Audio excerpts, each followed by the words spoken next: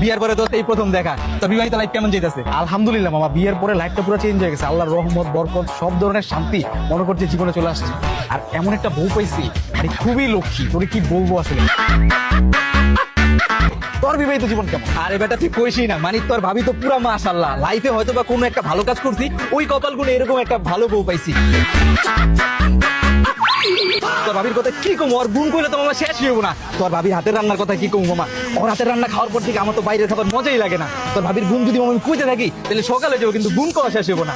আর মামা আমার বউর কথা কি কমো, এত কেয়ারিং একটা বউ পাইছি। কপাল গুনে মানুষ এমন কেয়ারিং বউ পায়। তোর ভাবি প্রত্যেকদিন সকালবেলা ঘুম থেকে ওঠার পরে চা নিয়ে দাঁড়া থাকে, চাটা খাওয়ার পরে আধা ঘন্টা পাটিবে, আর তারপরে শুরু হয়ে যায় তার আসল কর্মযুদ্ধ। বাবু কি খাবা, কখনো পিৎজা, কখনো পাস্তা, কখনো বিরিয়ানি, কখনো কাচ্চি, মানে খাইতে খাইতে আমি পুরো বিরক্ত হয়ে যাই। কষ্টি তাইলে তো ভাবিও মাশাআল্লাহ জোস। মাশাআল্লাহ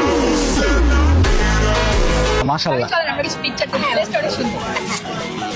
যাও বাবু, উষ্টা খাও না, দেখে যাও। হ্যাঁ, সুন্দর ছবি দিল। মামা তোরে কি করবো, বিয়া করার পর থেকে লাইফটা আমার পুরো হেল হয়ে গেছে। মানে কপালে হয়তো বা কোনো একটা দোষ করছিলাম, এই দোষের কারণে এরকম একটা বউ করতে মামা। তোর লাইফ কি হইছে বেটা? আমার লাইফ থেকে দ্বিগুণে হইছে বেটা। ওই আবার কি শেয়ার করে বেটা, সারাদিন ওর পাটির পানি করবই না। আরে আমার দিয়ে মামা বাসায় কি কি করে তুই জানাস না?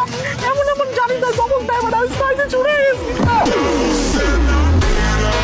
আমার এমন একটা অবস্থা হয়েছে, ছেড়ে দেবো কিনতে বসি, কি লেগে তুই বিয়েটা করলাম? বাবু কান্না করতেছি কেন? আল্লাহ কই কান্না করতেছি, তোমার প্রশংসা করতে করতে আবেগে চোখ দিয়ে পানি চলে আসছে আর কি।